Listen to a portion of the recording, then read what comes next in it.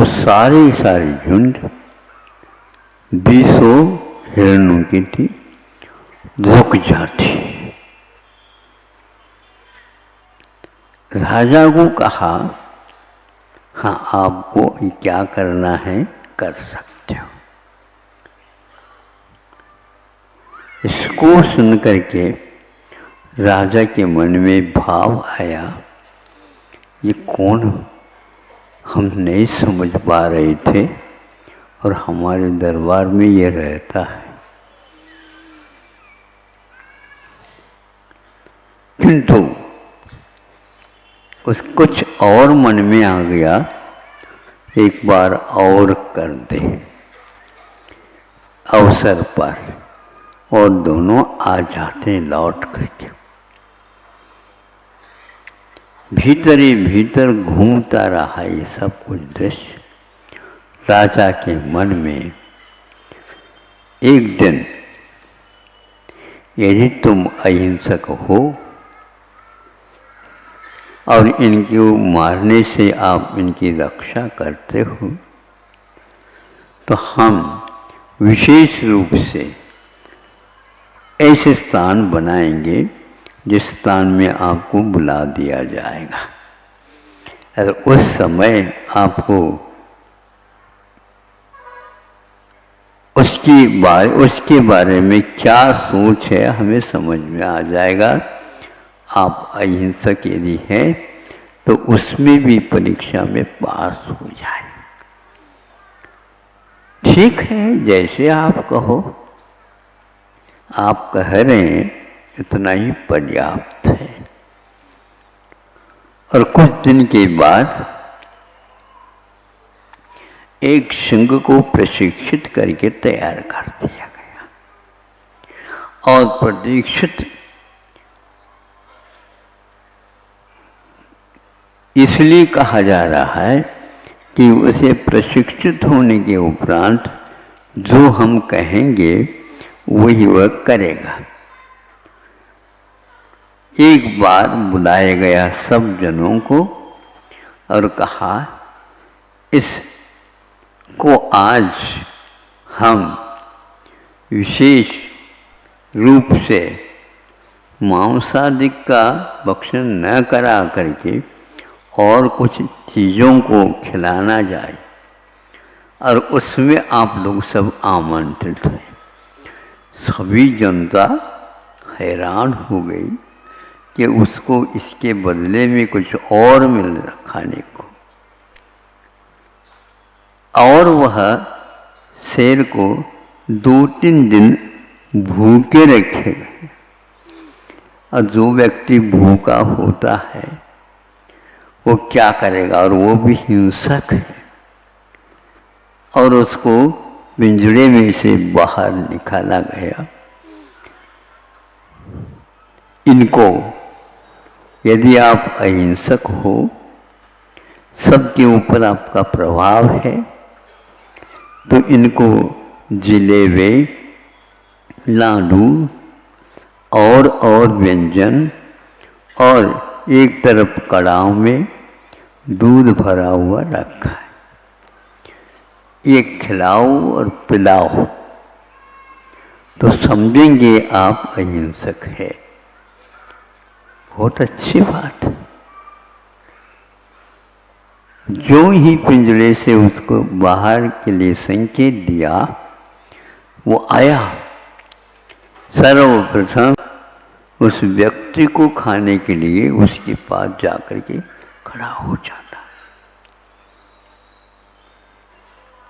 सब लोगों को यही लग रहा था अब ये छोड़ेगा नहीं, 3 दिन का भूखा है, जल्दी जल्दी पूर्ण करेगा ये खा।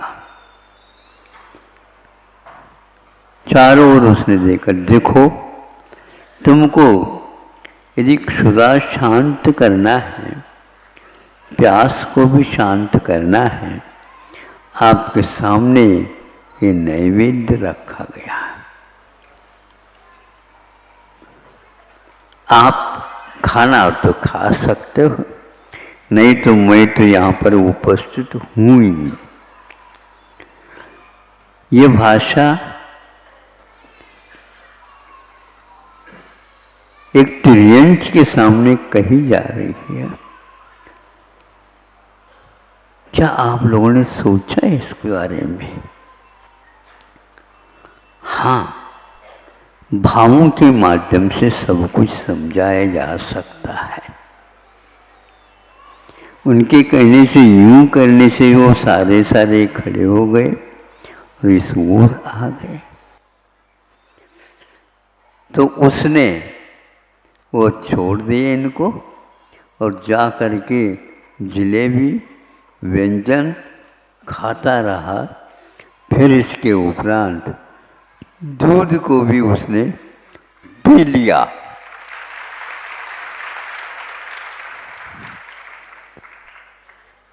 उसको संकेत कुछ भी नहीं दिया गया था और वह पिंजड़े में पुनः चला गया। अब आप बताओ, मनुष्य भी अहिंसा की आराधना करता है और तिर्यंच भी आराधना करता है।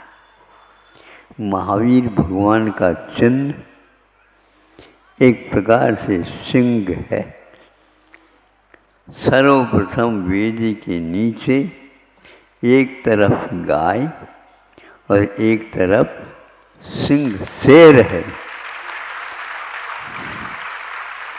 अब आप समझो, शेर के दूध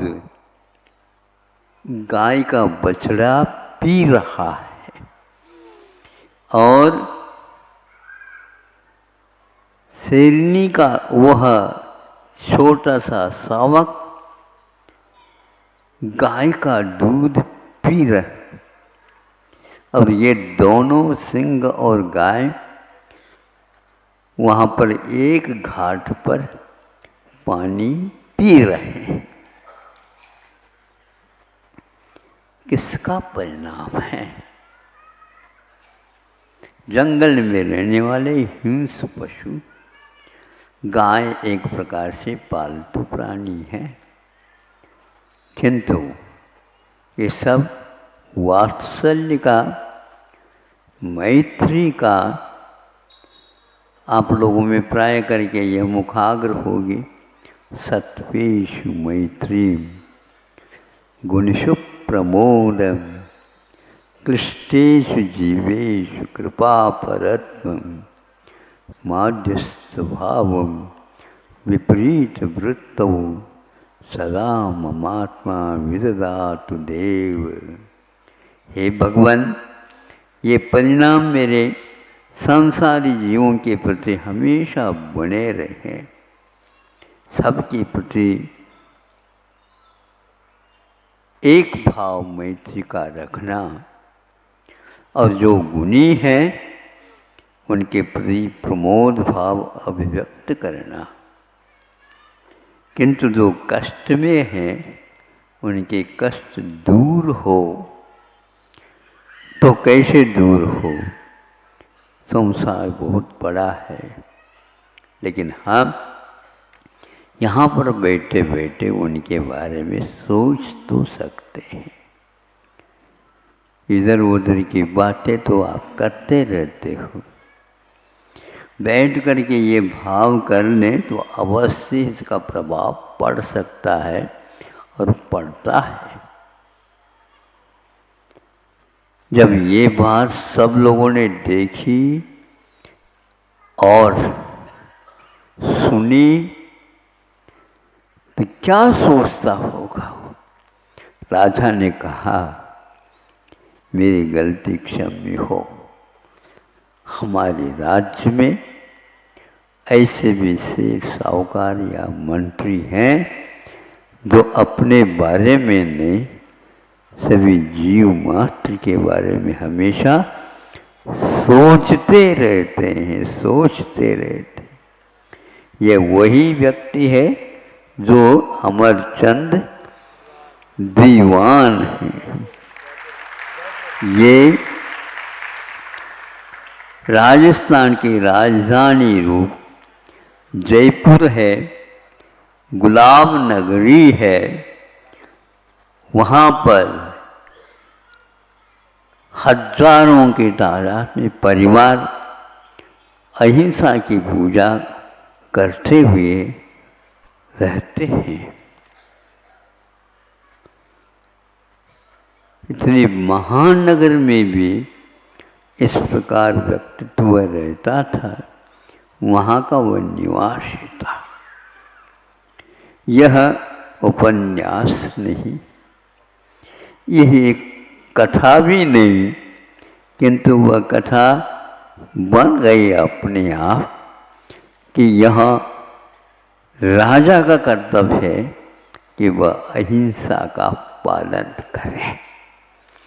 और यदि राजा यथा राजा तथा प्रजा, इसमें कोई संदेह ही नहीं करना चाहिए।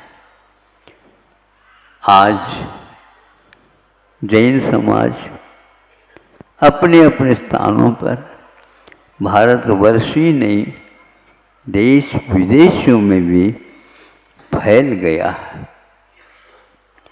आर्थिक दृष्टि से भी और अहिंसा की दृष्टि से भी वो वहाँ पर रहते हैं, प्रचार प्रसार कर रहे हैं। ये सुन करके आप लोगों को प्रसन्नता होगी। 40-45 अमेरिका में ऐसे विश्वविद्यालयों को चुना है और उनमें अनुसंधान के साथ जैन तत्व का अध्ययन कराने का संकल्प लिया है।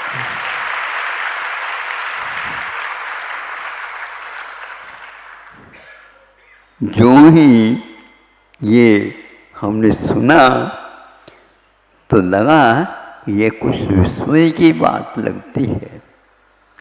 नहीं, कई व्यक्ति कहाँ पर क्या हो रहा है, कहाँ पर क्या योजना है, उसके बारे में सोचते रहते हैं और उसका संकलन करके जैन तत्व को 30 विषयों के साथ अनुसंधान के लिए भी चुना गया है।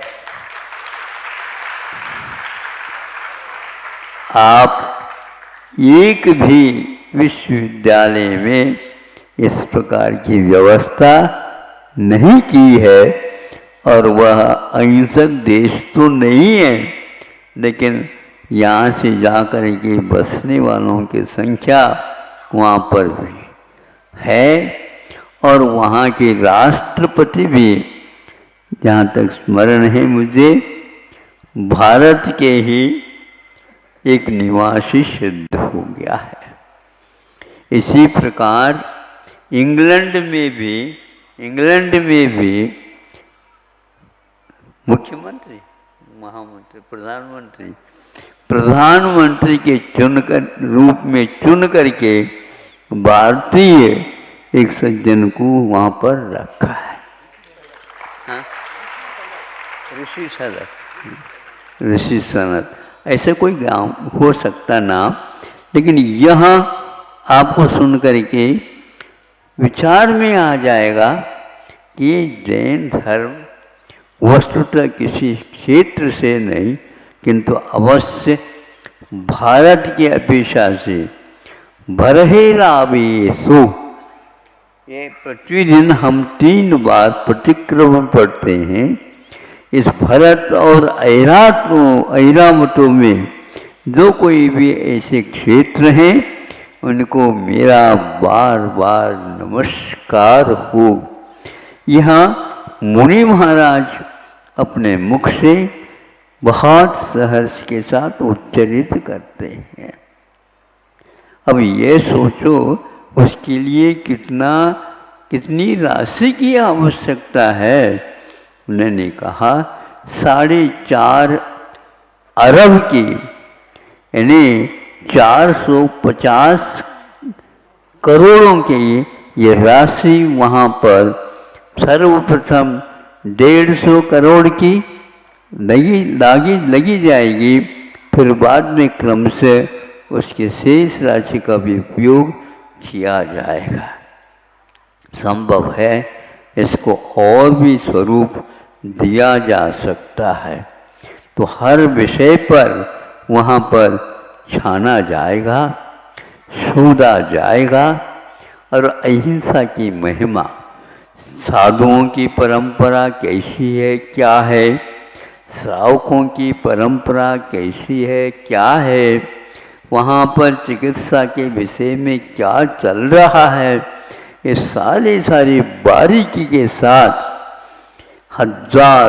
हजारों विद्यार्थी छात्रों को पढ़ाया जाएगा और शोध कराया जाएगा। अमेरिका ने आपसे कोई चंदा नहीं मांगी। आप चंदा घोषित भी करते हैं तो जब तक वो नहीं जाएगा आपके घर या फोन, तब तक देख लेते हैं। आजकल तो दुकान तो वो धीरे धीरे चलती है, ऐसे कह करके आप लौटा सकते हैं। लेकिन उस देश ने यह किया, इसके पीछे उसका क्या उद्देश्य है?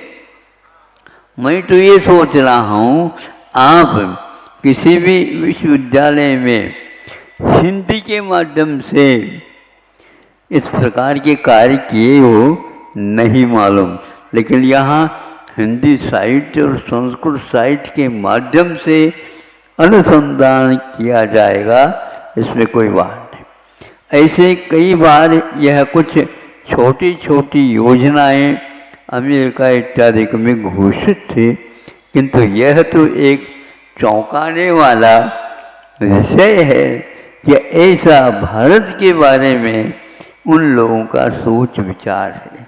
विश्व में कहाँ पर गतिविधियाँ धर्म के विषय में, चिकित्सा के विषय में, शिक्षा के विषय में, शोध के क्षेत्र के विषय में योजनाएं बनती हैं, बनती रहती है, लेकिन आज तक की योजना में यह बृहद योजना मानी जा सकती है। उन लोगों के लिए इसका कोई विशेष बात नहीं है, लेकिन फिर भी दूसरे देश के बारे में इतिहास के साथ साथ यह शिक्षा और चिकित्सा इत्यादि विषयों को बारीकी के साथ अध्ययन कराया जाएगा, तो अपने आप ही शाकाहार क्या वस्तु है सामने, विश्व के सामने आने वाला है। एक ऐसा समय आया है जो बहुत विषम माना जा सकता है, लेकिन यह विषम नहीं, बहुत ही समतापूर्ण विषय हो गया है। ऐसे ही शोध हो रहे हैं चिकित्सा को लेकर के देश विदेशों में। कैंसर की बीमारी के लिए उन्होंने एक प्रकार से चुना। विश्व में कई देशों में उपवास करने की पद्धति तो रहती है, किंतु उन्होंने उस रोग की चिकित्सा के लिए उपवास को चुना है। प्रति वर्ष नहीं, प्रति मास नहीं, प्रति हफ्ता नहीं, यह निश्चित रूप से जैनियों के यहाँ उपवास करने की परंपरा तो अभी भी जीवित है। उपवास भी कर सकते हैं, ऐसे वर्षों पुरानी ये वस्तु है। हाँ, इससे क्या होता है? इससे यह होता है कि आरोग्य अपने आप ही ठीक होने लग जाता है। बिना दवाई के भी आप रोगों की चिकित्सा कर सकते हैं। ये क्या कर रहे हैं महाराज? हाँ बिल्कुल, गरीबों के लिए लाखों करोड़ रुपए व्यय करना संभव नहीं है, तो उसकी चिकित्सा कौन करेगा? भगवान की वाणी करेगी। तो उपवास करने से क्या होता है? उपवास के दिन आपको विस्मय होगा, लेकिन यह शोध का विषय बन चुका है। उसका क्या परिणाम निकलता है? परिणाम यह निकलता है कि जिस दिन उपवास करता है उस दिन उसके पेट में कुछ ऐसे तत्व रहते हैं नसों इत्यादि में, वह उस दिन बाहर आ जाते हैं। हार्मोनिया शक्ति कोशिकाएं यूं समझ लो, जिसमें इस प्रकार का तत्व भरा हुआ रहता है और उसके बाद वह पेट में अपना कार्य करना प्रारंभ कर देता। 24 घंटे में उसमें इस प्रकार का परिवर्तन होता है और पुनः वह अपने अपने स्थानों तक पहुंच जाते हैं। आप आहार कर लेते हैं, इसलिए वो कहते हैं कि नहीं, हमारा औषध उपवास के दिन ही काम करता है। यह सिद्ध हुआ। तो यहाँ जापान में अभी शोध किया गया है कि कोई व्यक्ति यदि कैंसर के ऊपर कुछ चिकित्सा करना चाहता है, उसको और कुछ भी नहीं करना है, उपवास की परंपरा को अपने जीवन में स्थान देना, इससे ठीक होगा। क्या होगा इससे? तो ये ध्यान को, जो वो कोशिकाएं जो कैंसर की भूमिका को अदा करती है, वो सारे सूख जाएंगे। वह सूख जाएंगे तो अपने आप ही बीज के अभाव में जैसा पौधा नहीं अंकुरित होता है, उसी प्रकार वह चीज है। और ऐसे यह प्रयोग वहाँ पर रात दिन नए नए होते ही चले जा रहे हैं। एक और है कि जो उपवास की चिकित्सा में उन्होंने चिकित्सा कैसे की है, 50-50, 30-30, 20-20 उपवास के साथ उस मरीज को ठीक करने का वह उपक्रम लिया है। यह किताब आज से लगभग 90 वर्ष पूर्व में प्रकाशित हो गई थी। वह योग से इसी महाराष्ट्र के किसी स्थान में पुस्तकालय में वो किताब मिली। मिलते ही हमने कहा ये बहुत ही उपयोगी वस्तु है, इसका प्रकाशन करवाए। इसको देख करके कि आयुर्वेद के जितने भी वैद्य हैं या शोध छात्र हैं और भी शोध कराने वाले हैं, इसको लेकर के चले गए। ये तो बहुत महत्वपूर्ण वस्तु है। इस प्रकार इतिहास में ये सारे आपको उपलब्ध होंगे। इसके अध्ययन करना तो भारतीय व्यक्तियों का काम ही नहीं। ये सुनते हैं कि जब यहाँ से पुस्तकें शास्त्र आदि चले गए, हजारों खच्चरों के ऊपर इनको लाद करके जापान और जर्मनी देशों ने इसका उपयोग किया है। आज भी उनके यहाँ इसके बारे में, संस्कृत के बारे में अवश्य ही अनुसंधान और विश्लेषण आदि चालू है। लेकिन आप लोगों ने उनको इतने पुस्तकों को क्या किया, रद्दी में बेचा है।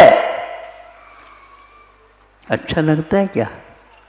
मतलब आपको चाहिए ही पैसा, कहीं से भी आ जाए पैसा। रद्दी के मान करके उन्होंने लिया। रद्दी में इस प्रकार की किताबें मिलती हैं, उसको भी वो लेकर के गए और यहाँ शोध किया। आज भी सुनते हैं कि तत्वार सूत्र के ऊपर एक बहुत दुर्लभ टीका लिखी गई थी, जो कि स्वामी समंतभद्र महाराज जी का वह ग्रंथ है।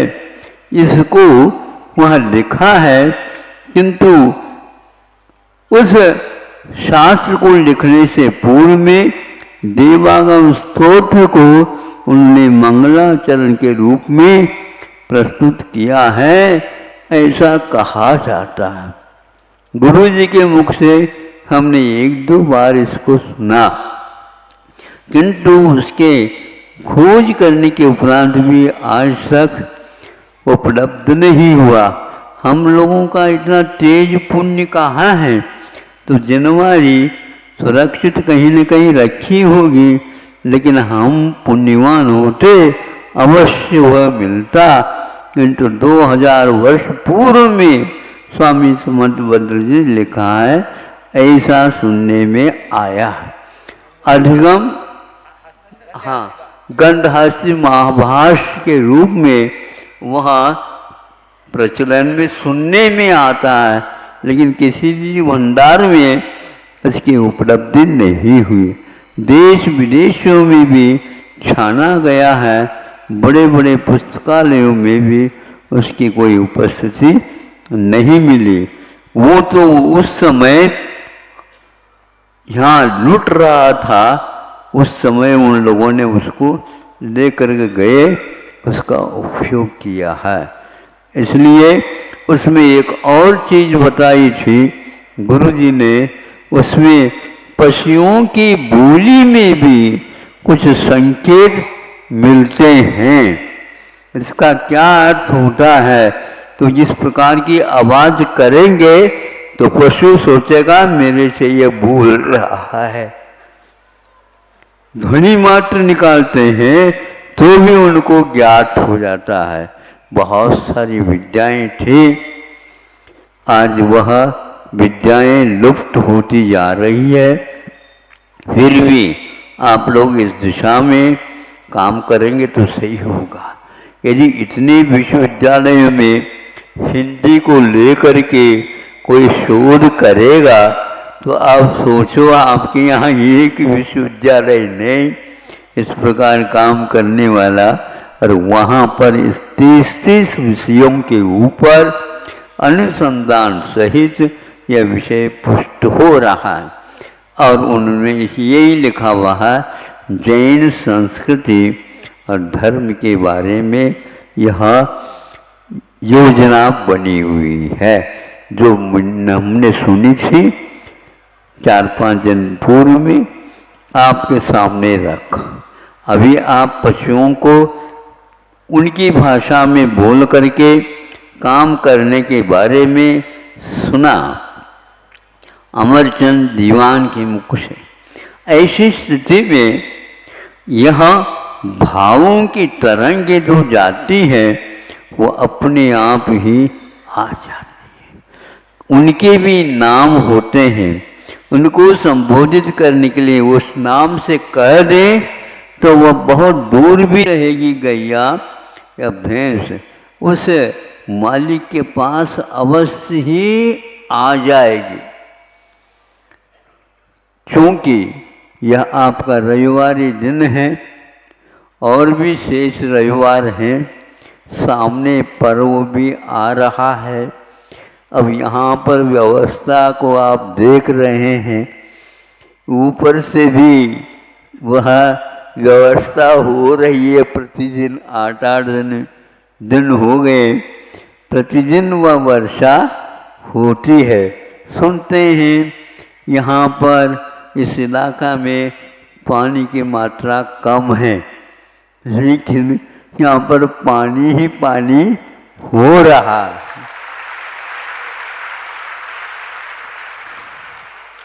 महाराष्ट्र में एक प्रकार से राजनीति भी अपने आप में अहिंसक नीति बनने जा रही है। ये एक बहुत सुंदर बात है कि अहिंसा के बारे में सभी नेता लोग सोच विचार में आ गए हैं। केंद्र में भी ये सोच विचार चल रहा है और विदेश में तो इसका उदाहरण आपके सामने आ ही गया है। और आप यदि स्वाध्याय करते हैं और इतिहास को खोलते हैं तो ऐसे प्रसंग भी मिल सकते हैं जो आपके भीतरी आँख को भी खोल सकती हैं। आपको तो इन्हीं 2 आँखों के द्वारा सही उपयोग नहीं हो रहा है, तो महाराज तीसरी कौन सी आँख है? आप इन दोनों को बंद करोगे तो मिलेगी, अन्यथा नहीं मिल सकती। इतना ही कह करके मैं आज का यह छोटा सा वक्तव्य पूर्ण करता हूँ। अहिंसा परमो धर्म की। बच्चा खेल रहा है,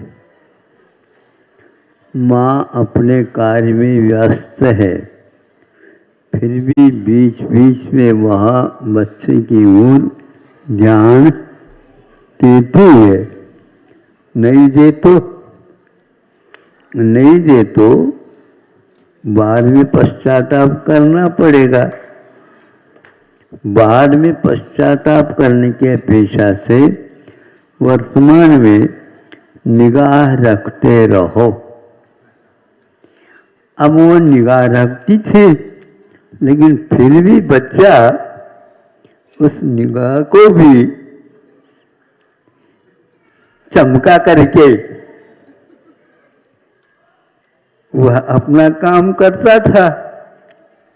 हुआ ये है, वो खिसकता खिसकता गया, जहाँ दीपक रखा गया था उस दीपक को पकड़ने के लिए पुरुषार्थ करता है। तो वो माँ कहती बेटा नहीं, वो नहीं, जल जाओगे उससे। तुम कहते जलना क्या होता? बोलो, जलना क्या होता? उसको तो हम दिखा नहीं सकते। जब वह 3-4 बार ऐसे किया और उसी में थोड़ी सी व्यस्त हो गई वो, और रोटी जल रही तो उसको ठीक कर दिया, तब तक इसने उसको पकड़ ही लिया, निधि मिल गई। एक झलक, एक सेकंड भी नहीं लगा, उंगलियां जल गई। अब वो आई, उसको देखा, हाँ बेटा दीपक ले खेल इसके साथ। तुम तो अनुभवी हो गए हो।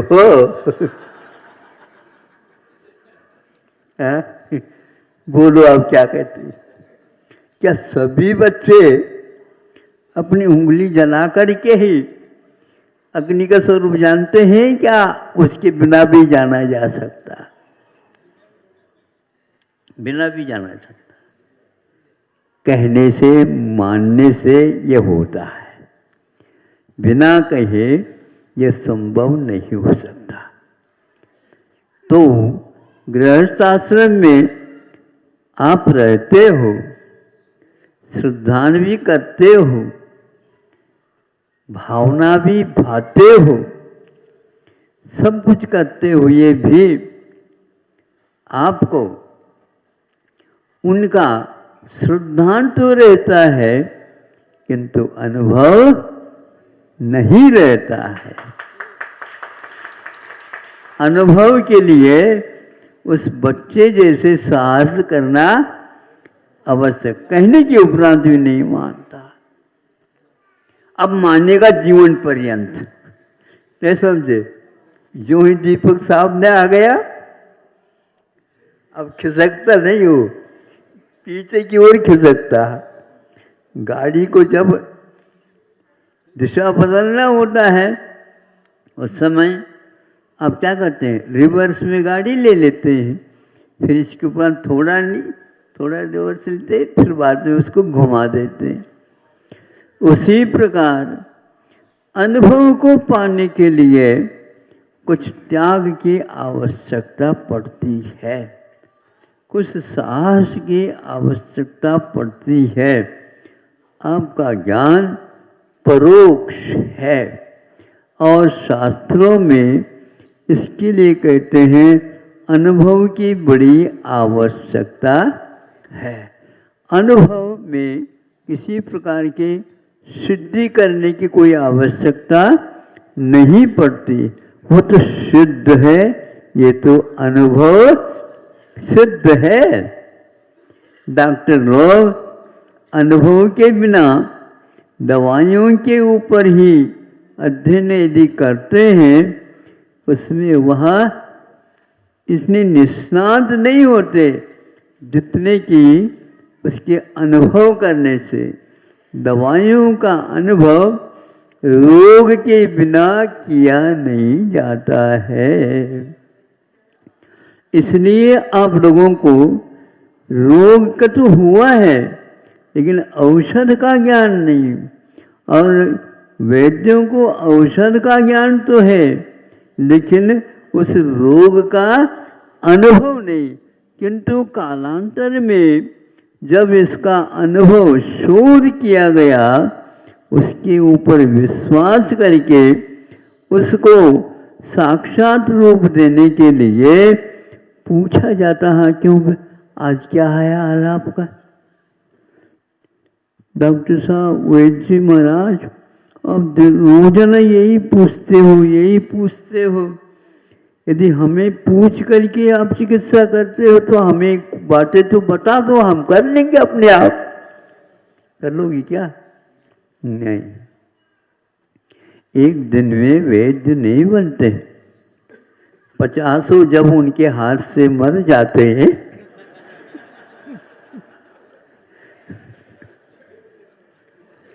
नहीं समझे, ये तो होता ही है। बहुत जबरदस्त वह रोग रहता है तो धीरे धीरे वह उसकी शक्तियों को बढ़ाता जाता है। ये शक्तियों को बढ़ाने से उस रोग को हम किस प्रकार नियंत्रण में रख सकते हैं, ये ज्ञान उन्हें भी होता जाता है। भिन्न भिन्न रोगी रहते हैं, भिन्न भिन्न रोग रहते हैं। एक रोग हो करके भी वह वृद्ध हो सकता है, प्रौढ़ हो सकता है, बालक हो सकता है, आदि आदि। इस प्रकार उस अनुभव तक पहुंचने के लिए बहुत कुछ समय निकलना आवश्यक होता है। आज कुछ बंधु लोग कि प्रत्यक्ष में जो अनुभव होता है उसको घर में बैठे बैठे ही उसका अनुभव चालू कर दिया है। धन्य है, किसने उनको निर्देशन दिया पता नहीं। वह भी निश्चित रूप से पश्चाताप करेगा बाद में। अभी तो वह मजा ले रहा है। इसलिए मेरा कहना यह है कि परोक्ष ज्ञान श्रद्धा से बढ़कर के और कुछ नहीं कर सकता है। आज का युग श्रद्धा से भी ऊपर उठना तो चाहता है, लेकिन वह उस ऊपर को उठना, वो जो कुछ भी पड़ा है उसी के माध्यम से उठना चाहता है, ये संभव नहीं। इसलिए कल जैसे कहा था हमने, अमेरिका ने कि 30 विषयों पर जैनियों के बारे में या जैन धर्म के बारे में अध्ययन विषय के ऊपर करा रहा है। अब किंतु उसके साथ साथ उन्होंने एक बिंदु और दी है, वह है अनुसंधान के साथ। तो ये अनुसंधान क्या है, संधान पहले क्या है ये समझ लो, फिर बाद में अनुसंधान समझ में आ जाएगा। यह अनुसंधान एक प्रकार से प्रत्यक्ष की ओर हमें ले जाता है, अथवा उन शक्तियों को साक्षात्कार करने का एक अवसर उसे प्राप्त हो जाता है। आप अपने बच्चों को अनुसंधान के लिए केवल विदेश भेज देते हो, ये ठीक नहीं है। यहाँ के विषय पर वहाँ पर अनुसंधान हो रहा है, नहीं समझे। वहाँ पर होने की कोई आवश्यकता नहीं थी, लेकिन बहुत सारे बच्चे हैं, देश को ही हमें उद्बोधन देना है, तो वहाँ पर उन्हें खोल करके आपकी गतिविधियों के बारे में वर्तमान ही नहीं, किंतु यह वर्तमान जो आचरण की परंपरा है वह बहुत दूर तक पहुँच जाती है।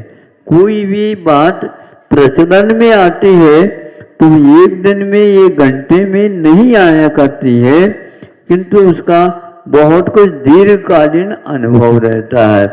इसलिए कि अनुसंधान सहित ज्ञान को ही महत्व दिया जाना चाहिए। उसके बिना ये सारे जो ग्रंथ हैं, ग्रंथ तक ही सीमित रहेंगे और प्रत्यक्ष अनुभव नहीं हो पाएगा। मेरा कहने का यह है कि अनुभव जैसे उस दीपक को छू लिया उस बच्चे ने, उस समय उसको हुआ कि माँ क्यों मना करती थी। अब ये समझ में, बड़े होने के उपरांत समझ में आता है, छुटपन में नहीं आता। अथवा यूं कह दो, अनुभव हमें बहुत उसके निकट तक पहुंचा देता है। वहाँ पहुंचने के लिए हमें आवश्यक है। और इसी प्रकार अब माँ भी नहीं समझे, भगोनी को नीचे उतारती है चूल्हे से, तो वहाँ भगोनी में दूध है ना, और उसको कहीं गड़बड़ न हो जाए, उसमें उफान न आ जाए और मलाई कटपिट न जाए, इसलिए उसको जल्दी जल्दी नीचे उतारते है। और वह देखता है लड़का, हमारे लिए तो मना करती है और तुम तो अपने जल रहा है और उसको उठाते हो। बेटा, उसमें हमने उंगली नहीं डाली जैसे तुमने डाली थी, नहीं समझे, और बाहर से उसको उतार करके नीचे रखते हैं। तो फिर आप फूंकते क्यों हो उंगलियों को? तो थोड़े बहुत उसके लिए शीत का पुट मिल जाएगा तो वो ठीक हो जाएगा। इसलिए तो इसी प्रकार वो कहता है, हम भी अभी अभी फूंक रहे। बच्चों, अब फूंकने की कोई आवश्यकता नहीं है, किंतु जो कानों में प्राण फूंका है उसको याद करो। हाँ, आप लोग ताली तो खूब बजाते हो, किसको खुश करने के लिए? नहीं महाराज, हमें खुशी होती है, बात समझ में आती है तो हम ताली बजाते हैं। बहुत अच्छा, किंतु ताली बजाते हुए भी आपको आगे और बढ़ना है। चतुस्संज्ञा ज्वरातुरा, ऐसे श्रावकों के लिए कहा गया है। 4 संज्ञाओं से पीड़ित होता है ज्वर वाला, जिसको तापमान बढ़ जाता है, उसके लिए कहा जाता है तुम अब इसके ऊपर नियंत्रण करना प्रारंभ कर दो। तो सही अनुभव तो उसी को होता है। नियंत्रण करने के उपरांत श्रद्धा तक सीमित न रख करके आपको आगे भी बढ़ना है। मोक्ष मार्ग अभी श्रद्धानात्मक ही मात्र नहीं है, किंतु इसके बाद चलने रूप भी वह दिखता है। और जब हम कदम उठाते हैं तब हमें ज्ञात होता है। इतना ही मैं पर्याप्त समझता हूँ। आप लोगों की उंगलियां जल गई हैं, आपको अनुभव प्राप्त हो गया है। इसी प्रकार जीवन में कई प्रकार की आपत्तियां आती हैं। उन आपत्तियों के काल में भी आपको अपने हाथ को फूंक फूंक करके शांत बना करके उसको सहन करने की आवश्यकता है। आती है क्या नहीं? बताओ महाराज, क्या बताएं? किसकी क्या बात कर रहे हो? क्या बताएं? हम ही जानते महाराज। तो हमें जानना नहीं है, लेकिन जो आपको अनुभव हो रहा उसके कारण को मैं बताना चाह रहा हूँ, या आपने स्वीकार किया है? बताओ, स्वयं स्वीकार किए हैं कि नहीं? गृहस्थ आश्रम को स्वीकार किए हैं ना? किया है तो उसको अंत तक निर्वाह करो। रो नहीं, वो तो रोना तो आता है महाराज, आपको ज्ञात नहीं है, हमें ज्ञात करना ही नहीं है। आपके चेहरे बता रहे हैं महाराज आप कैसे जानते हो? आप जान चुके हो, अनुभव कर रहे हो, हम तो बच गए।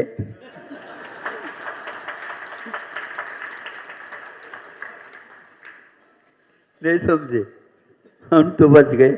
अब आपको भी बचाने के लिए हम उपाय बता रहे हैं, किसी को कहियो नहीं। सभी कथा एक सी है और एक से एक बढ़ करके है।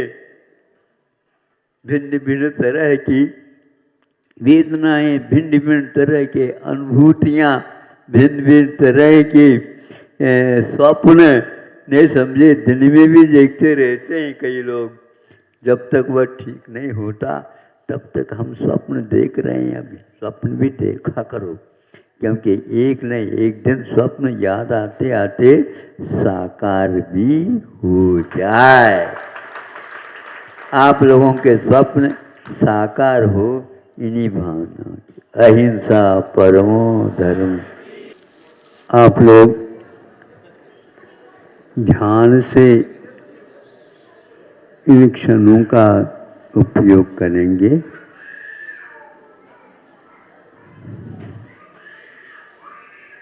सिंह से सब लोग उसके स्वभाव से परिचित हैं।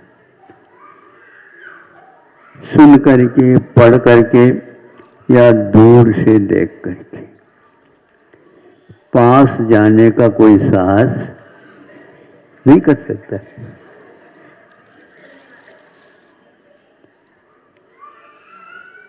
अब पास जाकर के जो व्यक्ति उसको सिखाता है, पढ़ाता है और समझाता है, उसको आपको देखना है। भी पहले सर्कस वगैरह होते थे, आते थे। अब आजकल उसका प्रचलन कम हुआ। तो सब लोग बाहर बैठे हैं अपने अपने स्थानों में सुरक्षित, और बीच में एक खेल होता। तो उसमें से पिंजड़े में से एक सिंह को बाहर आने का संकेत मिलता है, और वह अपना भी परिचय देता हुआ बाहर आता है। उसका परिचय क्या?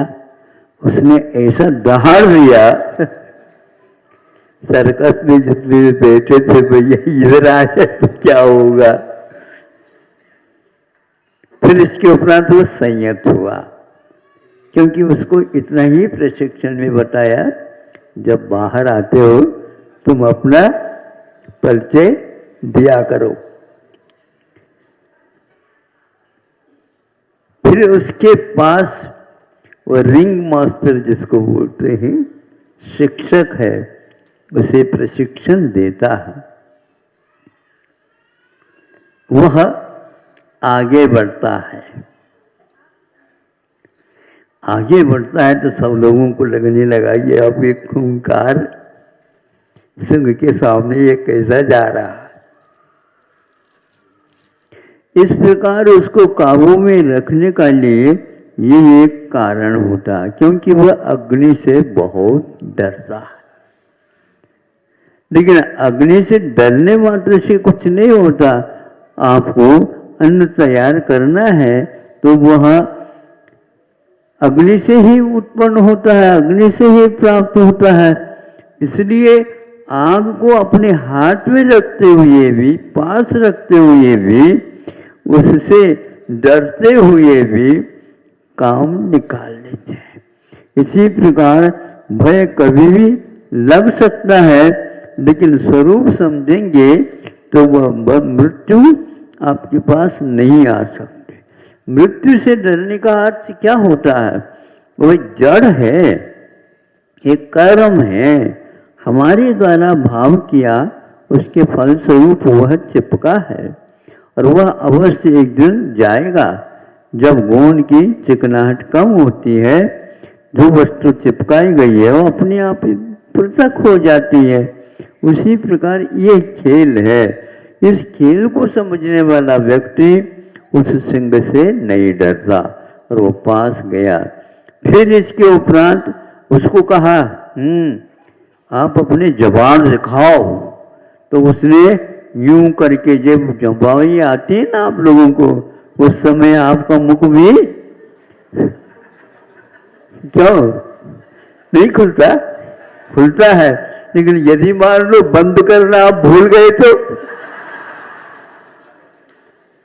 भूल क्या होगा? नहीं भूलते नहीं महाराज, बहुत आप तना देंगे उसको तो नहीं, नीचे नहीं आएगा।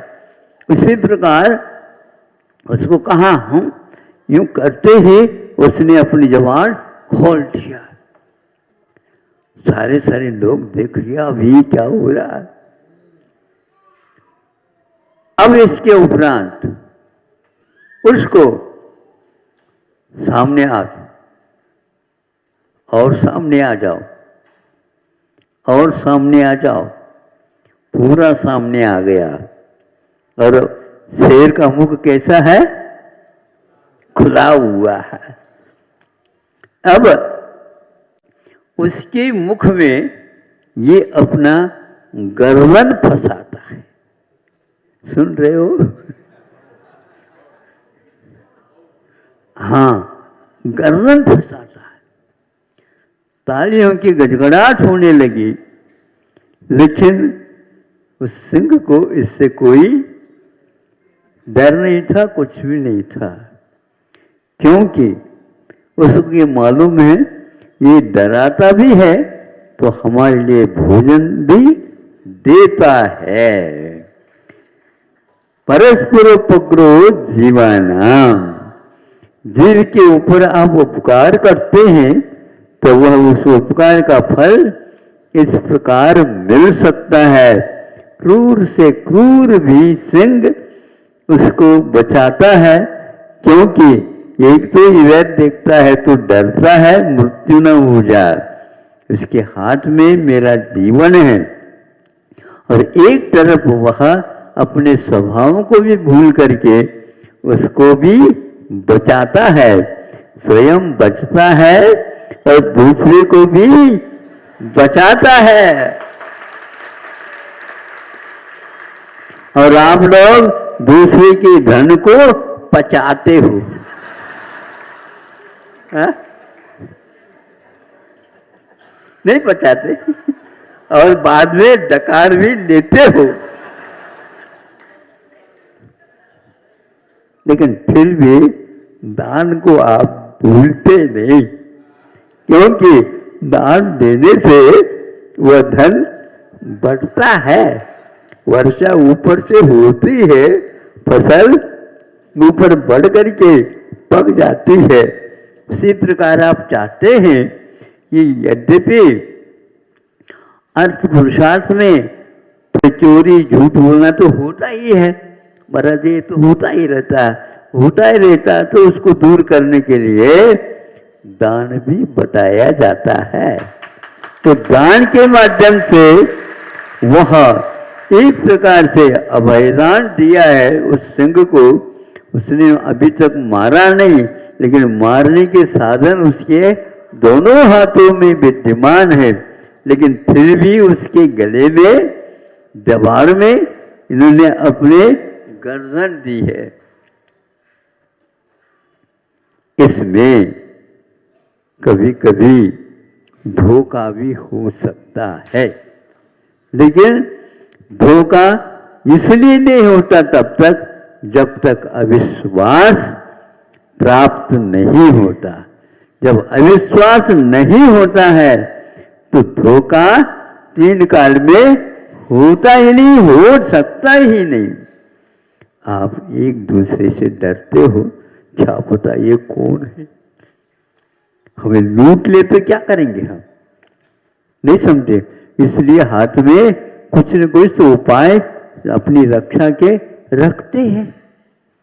तो यह जब सब लोगों ने देखा, 2-3 मिनट तक यह गर्दन वहीं पर रही, और वह ऊपर से जबाड़ बंद करने में देर क्या था, बंद हो नहीं सकता।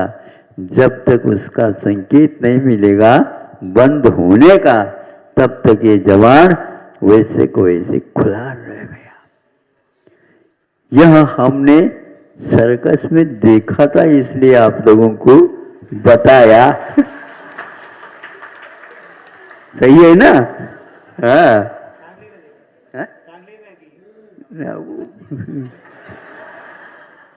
चलता फिरता आता है। एक तो तुम साथ रहते हैं एक स्थान पर, और चलते फिरते भी आते, सर्कस भी आते थे वो।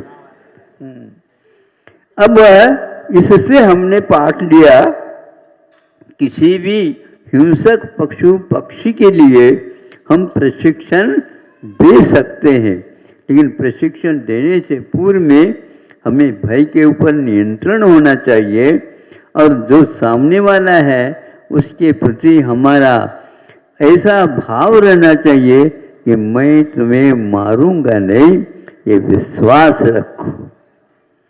कोई पाठशाला नहीं खुली है यहाँ पर, किंतु यह दोनों अपने में इस प्रकार सुशिक्षित हो जाते हैं, एक दूसरे को देख करके भी आप लोग जय जिनेन्द्र कहते हैं, तो वो भी कहता है कि मैं भी इंद्र हूँ।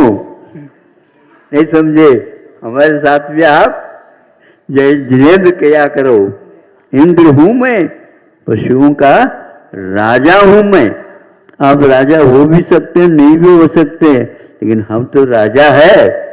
राजा जो है एकदम किसी का भक्षण नहीं करता।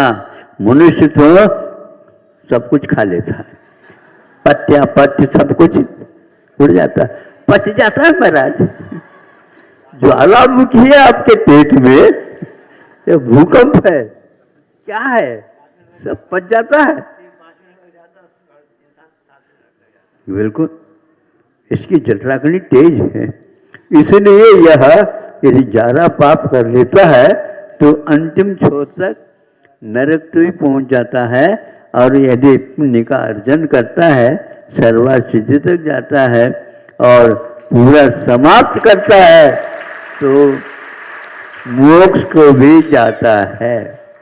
आपने सुन लिया, अपने बहुमूल्य 15 मिनट दिए।